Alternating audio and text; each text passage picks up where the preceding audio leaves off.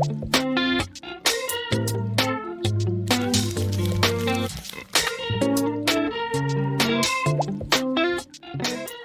I'm Rosie. I'm a Manchester-based drummer. Can you believe it's taken me like 3 years to say that confidently? If you're watching this video, you're probably a part of the music industry without really feeling like a part of it. I want you to know that you're not alone. There's a lot of us out there, and that's exactly why I'm making this video. For the past 3 years of my drumming degree, I've felt like a complete outsider. Maybe that's because I've only ever met one other woman on my drum course, and I've been surrounded by men who've played drums since leaving the womb, so that's probably one of the reasons why. I've played drums for around 5 years now, I think. When I was doing my A-level music course, I got to choose an instrument to have lessons with, and I'd been playing piano my whole life at that point, so I was just really bored of it, decided to choose the drums. My teacher wasn't the biggest fan of that, apparently it wasn't real music, but yeah, decided to choose the drums and had my lessons. Because of COVID, I ended up having 5 lessons, but oh well, it's better than none. Obviously, I fell in love with it, and I bought the tiniest little electric drum kit, this one, off Facebook Marketplace for 50 quid in lockdown, and I was practicing every single day. I was obsessed. Obviously, I'd not had many lessons. I think I literally had 4 or 5, but that didn't stop me applying for a drum course at university, right? I was so confident that I'd get in, and I was so excited. It was the biggest thing that I wanted to do ever. I was so passionate about drumming. I'd spent every single waking hour practicing new songs and making little videos for my friends and stuff. And I had to send an audition tape in, and it literally took days. I was working at this non-stop. I was editing it. I was going to local musicians' houses so I could film it on their drum kits, because obviously I'm not going to film it on that. Anyway, I submitted it alongside my application, and I got a Zoom interview. So obviously I did the interview. My parents were waiting outside the door. They were so excited. I had the interview, and he was like, "Oh, I watched your video, whatever. You're in, I'm offering you a place." So I was so excited. I was like, oh my God. I knew my parents could hear them saying it as well. So I was I was buzzing. And then he said, "I just want you to know you're going to be the worst one there, and we don't let anyone in that's worse than you." I was like, oh my God. I had mixed emotions. Obviously I was so excited because I just got into university and that's all I wanted to do. I dreamed of that since I was a kid. But this man had literally told me I was going to be the worst one there. After so many hours of me practicing and thinking that I was really, really passionate about this instrument. So yeah, from that day on, my confidence levels were literally 1,000 feet below the ground. And I lost every single bit of self-confidence to do with that instrument. Felt like I wasn't a proper musician. When uni started, I started missing a lot of lessons. I felt like I didn't belong there. I felt like I didn't deserve to be there. His words just really stuck with me, and I started to genuinely believe them. I didn't want anyone to see how bad I was. So I was avoiding playing drums at all costs. I'm now in my 3rd year, and after a lot of work, I'm at a place now where I'm going forward with opportunities that I never would have even dreamt of because I didn't have the confidence to do it, and now I do. I genuinely believe in myself as a musician. I feel like I've completely overcome it. Obviously, as we're going to explore in this video, there's a lot of things that can be better in the music industry to help people so they don't feel like this all the time. So that's why I'm making this video. I kind of want to research into why people feel the way they do in the music industry, why confidence issues are such a big thing amongst female instrumentalists especially, and I also want this video just to help people that are potentially feeling the same way as what I've been feeling. If you're watching this video and you're feeling you resonate with what I'm saying, or you've had similar experiences in the music industry and you're feeling less confident than what you should, just know that you're not alone. There's so many of us out there, and yeah, I hope everything in this video kind of helps you feel better than before you watched it about how you feel about your place in the music industry. My first interview is with a singer-songwriter that I've known for quite a while. she's grown in popularity, like internationally, you know, she's kind of blown up, and I have the pleasure of being her drummer in live performances.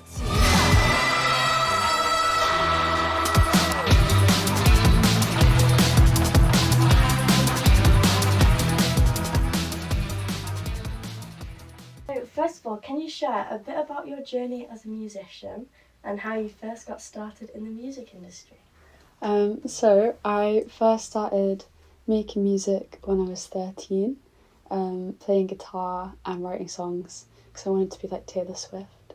And I used to sing in an American accent, and it's really embarrassing actually. So I did that, and then I sort of progressed into really liking like indie rock bands, like Arctic Monkeys and stuff, and started my own little bands. And then at 18 I decided to move up to Manchester for uni to do music, which is where I started doing loads of open mic nights and meeting new people and starting new bands and stuff.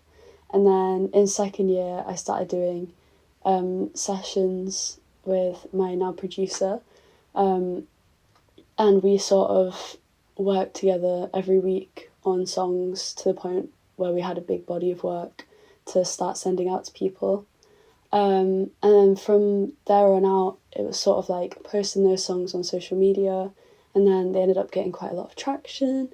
I ended up getting a manager and stuff, and now I'm sort of working on my first EP, which will probably be coming out summertime-ish.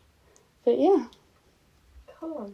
Did you say those open mic nights and things you did, was that just you performing as a solo musician? Yeah, it's just me. Cool. How do you feel about your first experiences of performing solo? How do you think they've shaped your confidence as a musician? I think they've massively shaped my confidence because before I was so nervous. So like the first open mic night I played, it was so daunting because I'd like never sang my own songs in front of other people before, even though I'd been writing them for like 5 years. So it was very scary. But I think it's one of the best environments to start because there's not ever very many people in the audience. And everyone's kind of in the same boat because most of the audience is other people that are playing. So yeah, I would definitely recommend that. And I think it really helped me gain confidence to the point where then I could start working with a band and doing live shows. Can you think of or discuss any specific like challenges or obstacles you've had from, you know, performing solo at those open mics until now? It's a tricky question. Okay, take your time. Any obstacles? I think I'm quite insecure about my knowledge of technology, and I think a lot of that has come from men sort of mansplaining things to me, but not explaining, like they'll just take my equipment and do stuff with it without telling me what they're doing. So even if I'm like, oh, can you help me with this, I'd rather someone go through it and explain it with me so that I can do it in the future. And I think if it was two men together, quite often they'll explain it as they go, but if you're a girl, it's like, oh, okay, I'm just going to jump in here and do this for you and not tell you, so I'm just going to leave you in the dark. It's not helpful. So I feel like my knowledge of technology isn't as good as it could be. So sometimes when I'm playing live, I get a bit stressed about that, and then I end up having to ask, like, often men to do it for me. And that's just like, just makes you feel rubbish. Like, no one wants to be in that position. So I'm slowly learning to be better at that. But it can be quite like anxiety inducing even just to ask for help, because you don't want to seem like you don't know what you're doing. Yeah. Even though you do. Basically. Yeah. No. So how does that make you feel when, you know, you're performing at a gig, and your shows have a lot of technology involved? Yeah. How does it make you feel when someone, you know, just takes your stuff, be it the sound guy or whoever, just takes your stuff and just sets it up? Just makes me feel a bit uncomfortable. It's like, I don't know, like if you invited someone around your house into your kitchen and they just started like rearranging all your drawers for you, you'd feel a bit weird, wouldn't you? Yeah. It's like someone's just taking your stuff and doing what they think is right with it. But maybe I had a plan, you know. Maybe that's how I wanted it to be. Yeah. So I just think quite often the lack of almost consent, they'll just walk up and start doing it. Whereas if it was a man, they'd be like, oh, hey bro, do you mind if I like do this? Yeah. I just think, especially the way that like sound guys and stuff will speak to my male counterparts on stage is very different to the way that they treat me. So as your career is progressing, which it is, congratulations, you're obviously talking to more industry professionals, like you're meeting different people. In your interactions with the more, you know, industry professionals, have you ever encountered any challenges or biases related to your gender, and how have you navigated them? I don't think I've had loads. I've been really lucky, I think, because like my manager's a woman. A lot of the people I spoke to have been women, which I've kind of always sought out that, just because you hear so many like horror stories about men in the industry. But when I was speaking to managers, I did speak to a few like kind of old man managers who have sort of been in the industry for a long time. And I think there's quite often a tendency for these older men in the industry to feel like they don't need to put the work in anymore because they've already made it with whatever they've done. And it's like a sense of entitlement. So you'll go into a chat with them, and instead of them talking about what they're going to do for you and how they're going to help you, they're just name dropping and telling you all the stuff that they've done, trying to impress you. Whereas that's not helpful at all. That I don't understand why that would make me want to work with you. Do you know what I mean? It's not really about what you've done in the past. So as your career continues to evolve, what aspirations do you have for your music and your artistic growth? I mean, my main thing is I want to get to a point where I can be an artist and that be my job, and play big venues, play festivals and stuff. But I also want to be able to get to a point where I make enough money that I can just start giving back to people and helping out and spreading awareness. I think if you have a platform, it's important to do that kind of thing. But yeah, just like I just want to not have to worry about money or anything, just like focus on making music and helping people. Oh, yeah, that's lovely. Okay, big one. What changes or improvements would you like to see within the music industry to create a more inclusive and supportive environment for artists? It's tricky. I think the culture needs to change, and people need to take more chances on young people in the music, like in terms of not musicians, but like industry people, like young managers, young lawyers, like the people that are actually going to make the change. If people just keep going with the old managers that are stuck in their way and the old teams that don't actually really know what they're doing anymore, because everything has changed so much now, I think we would see a way more positive change and things would start to be more equal, because there are a lot more young women now going into the industry and they just need to be given that chance. But obviously if you don't have the experience, then there's always going to be a more experienced person than you.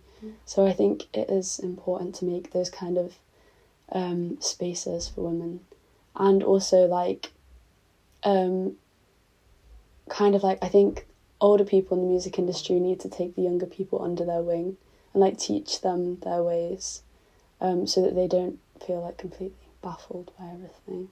So then you've got like a nice young manager with new fresh ideas, but also someone with the industry contacts to help them out.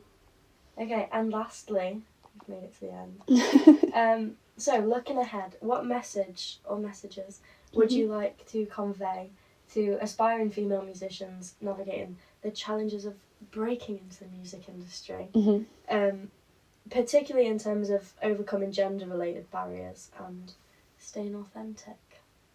I think just be sure of yourself, which is something that definitely comes with time. I think over time I've become a lot more self-assured. in that, like, just even if you don't know how to do something, you don't need to be like, oh no, I'm awful at this, I don't know what I'm doing. You can just be like, can you show me how to do this? And someone will probably show you. I think there is often a lack of confidence in women because of the things I've explained earlier with the way that men act in the industry. But I think if you just believe in yourself, then you can do it. Because why wouldn't you be able to? I say just do what men do and just pretend that you know what you're doing. And then, which is quite a generalised statement, but just, fake it till you make it, and make what you like. And if you write songs about the things that matter to you and other people. It's got to mean something. There's nothing worse than meaningless lyrics. Really bugbear of mine. But and also don't like just because the industry expects you to look a certain way and to act a certain way, it doesn't mean you have to. I think something that people are really starting to value now is like proper authenticity and real people. So like if you're not this fancy person that dresses up in suits and wears ties, like don't go for photo shoots where you feel obviously uncomfortable because that's not how you normally look. Just like be you and it'll be fine. Oh, that was lovely. Thank you. Well, that is all the questions I have. Nice. So, thank you very much for today. No worries. I can't remember anything I've just said. Some great things were said in that interview, some of which I hope people watching this video can take forward in their practice. Being a drummer and being a woman don't often go hand in hand. Most gigs, as touched upon in the last interview, are usually like really uncomfortable experiences. Often I get there early, bring in all of my drum stuff that people just watch me do, sit literally holding my drumsticks, waiting for the band before me to finish their sound check, waiting for the rest of my band to come.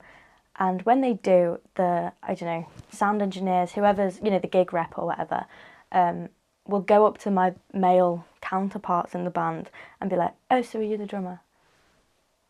No, they're not the drummer, it's me. I've been sat here with my drumsticks the whole time. That happens too many times. That happens pretty much every gig I do, and to be fair, I do quite a lot. But yeah, it happens all the time. It's absolutely ridiculous. You've seen me carry all my stuff in. So why are you doing that?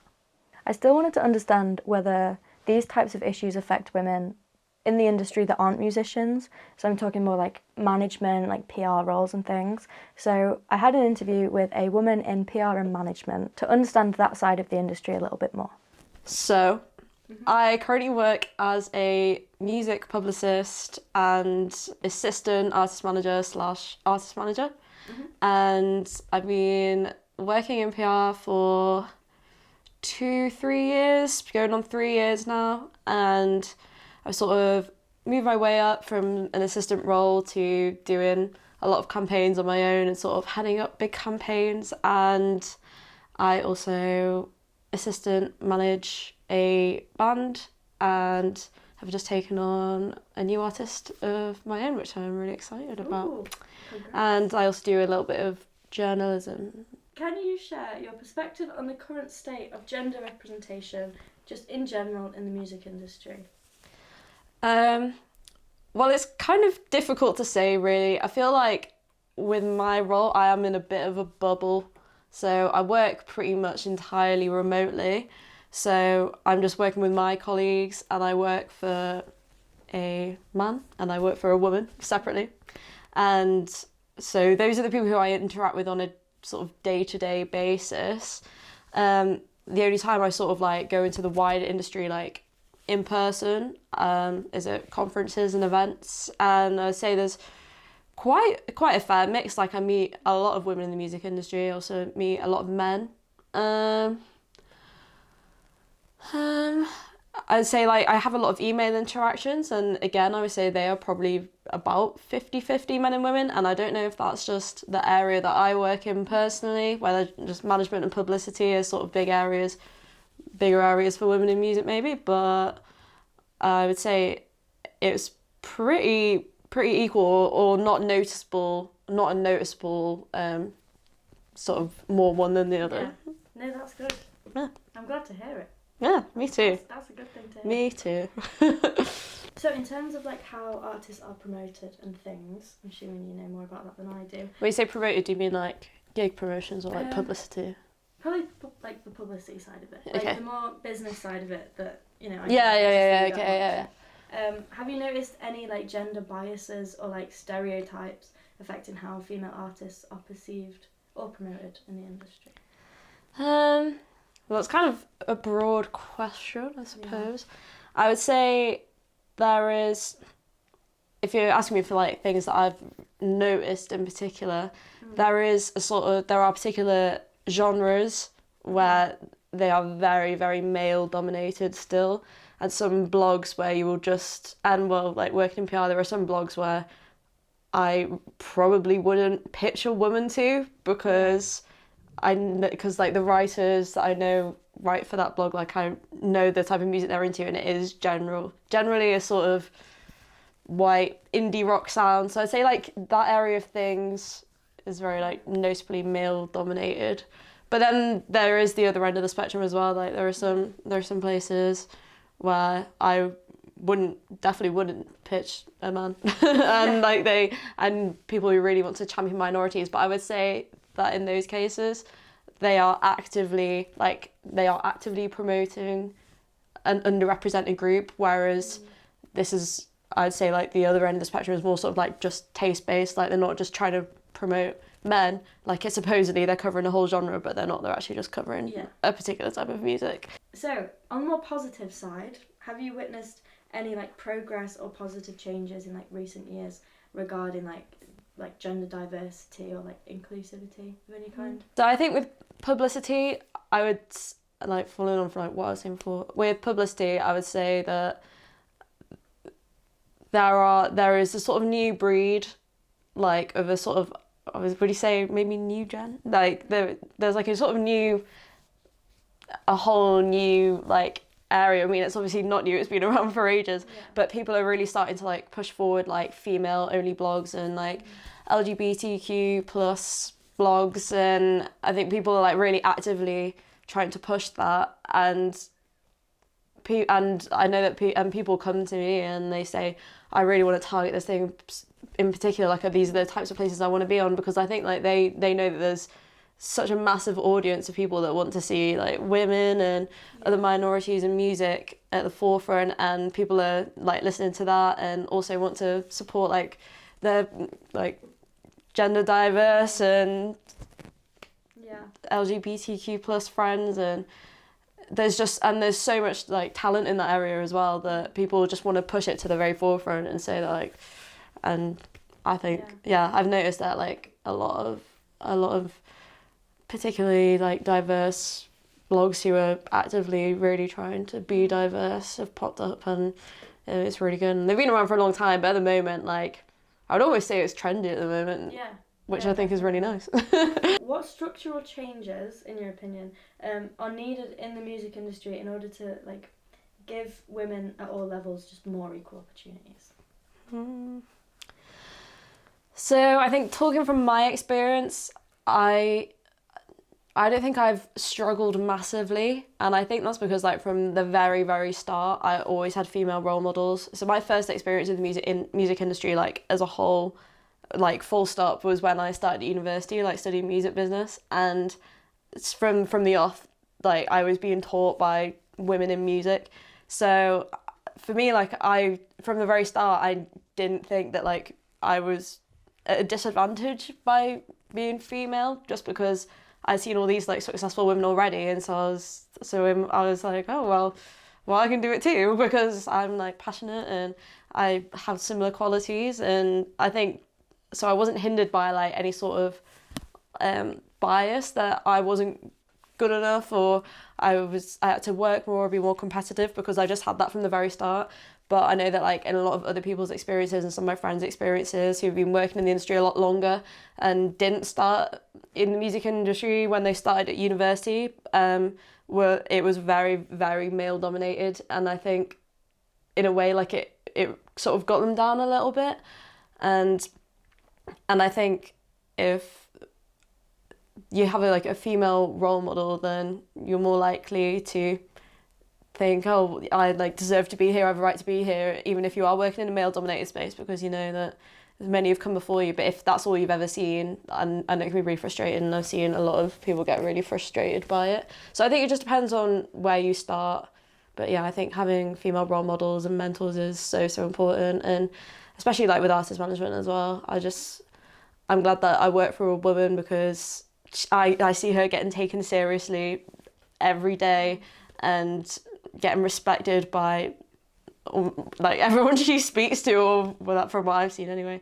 And so I know it's possible, and it's reassuring to me. It makes me want to work hard, because I know that it's possible, and I know that I deserve it. Do you have any success stories or achievements of female artists that you've worked with in the past, or current, that highlight the importance of gender inclusivity?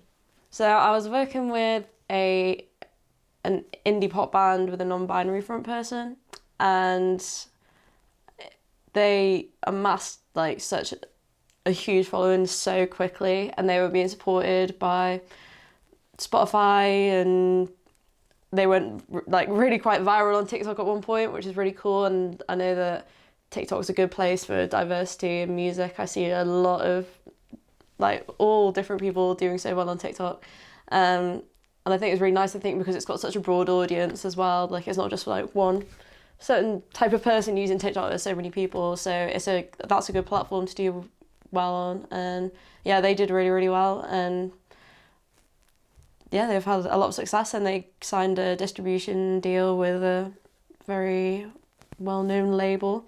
So that's been really, really good to see.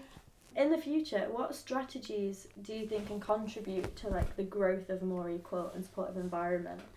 Where they're kind of because I know you mentioned that yours, thankfully, is quite equal and balanced and things. Yeah. Which is what we're aiming for anyway. That's good. Yeah. So what do you think in other parts of the industry? What do you think? What strategies do you think we could use to make it more like yours? Well, I think in terms of, I think just speaking from experience of what's been good for me, what's worked for me, and what I think has helped me succeed, even though I'm still really early on in my career, I feel like I've still got a very strong foot in the door, which I guess not everybody has. I think something that really helped with that is mentorship and having female role models, and I think showing people in areas of women and non-binary people in other areas of the industry where maybe it is more male dominated, maybe in more corporate environments. I've heard that labels, especially big labels, can be quite male dominated.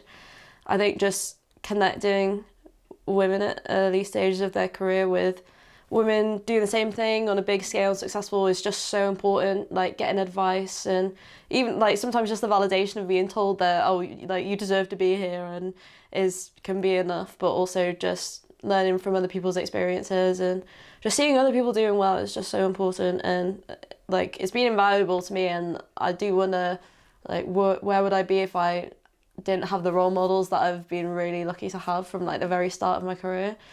And yeah, that's what I think. I was honestly so glad to learn that gender equality is more advanced in other parts of the industry. Sorry, I've got a really squeaky chair. I was very happy to hear that women are getting respect without having to earn it, which is something that I'm yet to experience in my field, my part of the industry. As touched upon in the last interview, having successful, strong female role models is so important into how you express your own confidence in the music industry. It's something which is definitely lacking in the drumming department. Obviously, there's so many really, really talented female drummers. Sarah Jones, Harry Styles' drummer. She's my biggest inspiration at the minute, because that's kind of the track I'm trying to go down. Female drummers don't often get spoke about too much in the media, which is something that definitely needs to change. And I think that's something that I'm going to look into. To help myself get a more thorough understanding of this issue, I held my own research. I made a survey. And about 18 people responded to this survey of all ages, all genders, majority age 18 to 24. However, we got a few people that were even over 60. So it was really great. I got a lot of information. I saw a lot of different viewpoints, which was kind of my main focus. These participants are all instrumentalists, as that's kind of what I started out my research looking into, but I've kind of broadened my horizons since then. These people played a wide range of instruments, ranging from the violin and clarinet to electric guitars and percussion, and a lot of vocalists as well. When asked to rank on a scale from 1 to 10 how confident they felt when practicing their instruments alone, the majority of people put 8 as their answer, which was very high, compared to the shockingly low rank of 2 when asked how confident they feel when playing in front of others. When asked if they believe gender influences the level of confidence a musician has, 66% of participants said yes. And when asked why, many participants gave answers such as, "Music is such a male-dominated industry. They don't have the additional pressure to be exceptional. I think what a musician looks like matters more for women than for men. Women performing on stage can be subject to unwanted attention and objectification. And it's like men already have a place in the music industry and women have to earn it." I can't read all the answers out, as we'd literally be here for ages, but reading about people's experiences has made me truly believe that I'm not alone in my self-confidence issues, and maybe it's more the fault of the music industry than my own. A couple of years ago, I got to meet the incredible band Yard Act at a festival I was playing at called Deershed Festival in the UK. I kept in touch with one of the members from Yard Act, and he's willingly answered some of my prying questions that I had about his view from a successful male in the music industry. How has confidence shaped your journey as a musician, and how do you navigate moments of self-doubt? I started off like most people, absolutely no confidence whatever. Don't think I became confident until I'd been playing about 8 years, and only after I had the shield of a band I was confident in musically, so I was only confident within those narrow bounds. Although much of that has mentally quietened down for me, I still use alcohol as a crutch for live performances, compare myself negatively to other musicians and do the other things. There's a meme Venn diagram that says art happens in the overlap between absolute narcissism and crippling self-doubt. And I think there's a truth in that. Self-doubt may unfortunately be part of the journey, as long as it doesn't crush you. In your view, how has the rise of social media impacted the confidence levels of musicians? If so, do you have any experiences of this firsthand? When I started in music, social media, in terms of bands managing a social media and commentary and communication from consumers of music on social media, that wasn't yet a huge part of being in a band. So I should have a perspective on this change, but I'm not sure what mine would be. I'm aware that social media reduces the distance and duration from criticism, so bands that get criticism feel that more rapidly, in greater volume, and with greater frankness than before.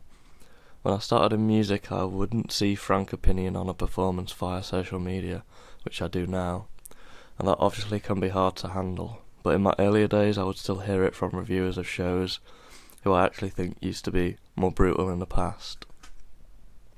I cannot decide what my conclusions personally would be. I also know that social media can provide metrics for popularity. If you see a band in your scene that you thought was your level has twice as many followers, I suppose it could give you a reason to compare yourself negatively. It is clear though that social media criticism can be very loud and hostile for female-fronted bands, and there has been much commentary about this. Also in successful bands, record labels increasingly pressure their artists to put out non-musical TikTok content, and I have seen commentary on how this places a larger burden on female artists. Based on your experience, have you or anyone you're close to observed or experienced any differences or divides in gender equality within the music industry? And if so, how did this make them feel? Yes, I could do so via anecdotes. I played a show with my band Hollow Drum that has a non-binary singer. During the sound check and after the show, the sound person subjected them to teacherly-like criticism about their singing style and vocal technique. Our singer stated to me that they were not bothered by the dialogue, but it's fairly obvious to me that I would not have had the same words said in the same way to me.